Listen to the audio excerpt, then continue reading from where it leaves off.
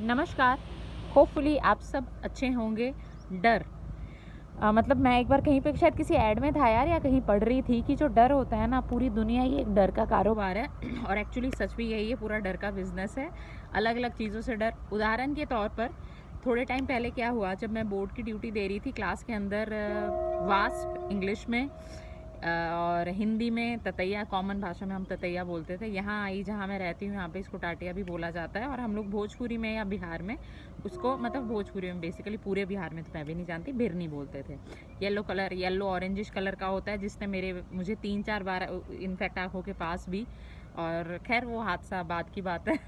Basic चीज़ ये कि जैसे ही क्लास में वो आई, वो मेरे साथ में जो थे उन्होंने उसको क्या किया कि उसके विंडो के अंदर काफ़ी देर बाद, जब उनको लगा कि वो क्लास के अंदर एंटर कर चुके हैं, एक्चुअली बहुत देर से आई हुई थी। अब मैं सोच रही थी, क्योंकि आजकल इंसानों ने क्या कर दिया है, सिर्फ इंसानों की सहूलियत के अकॉर्डिंग सारी चीज़ें बना रखी है। खैर पर्यावरण बदला तो उन्होंने भी उसके अकॉर्डिंग एसी लगाना शुरू कर दिया, खिड़कियों में जालियाँ लगना शुरू हो गई, कांच लगना शुरू हो गए। पहले ओपन खिड़की हुआ करती थी, ज़्यादा से ज़्यादा एक लकड़ी का दरवाज़ा हुआ करता था। उस बेचारी को अब वो, आखिर भाई कीड़े मकोड़े हैं तो कीड़े मकोड़े ही, उसको लगा जाली के बाहर वो खुल जाएगी। वो वहाँ बैठी रही काफ़ी टाइम तक। पिछली बार भी बैठी थी तो मैंने तो उसको किसी तरह पकड़ के निकाल दिया था। इस बार क्या हुआ, एग्ज़ाम चल रहा था, बच्चे डिस्टर्ब होते, इसलिए मैंने उसको छेड़ना मुनासिब नहीं समझा।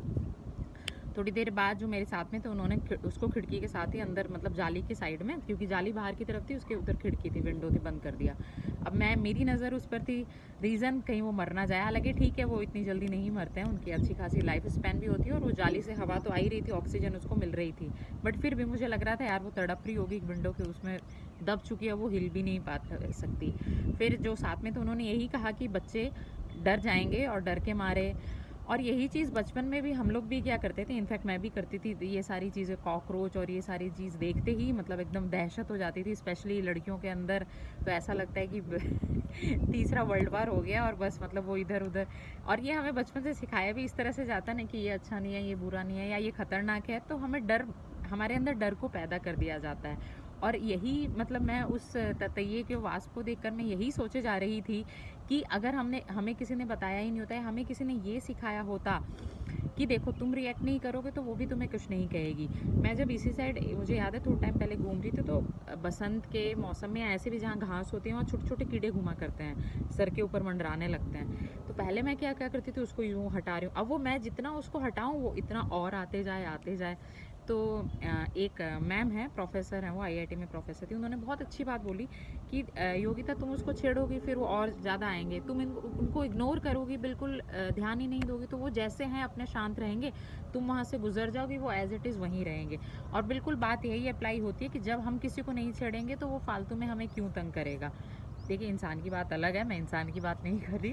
और मेरी माँ कहती भी हैं कि जो ये जीव जंतु होते हैं ये तो खुद ऐसा सोचते हैं कि हमारा सामना इंसानों से ना हो, क्योंकि इंसान तो खुद ही खतरनाक जानवर है यार।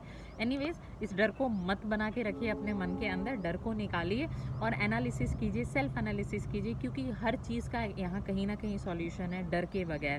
Take care of yourself. Thank you so much.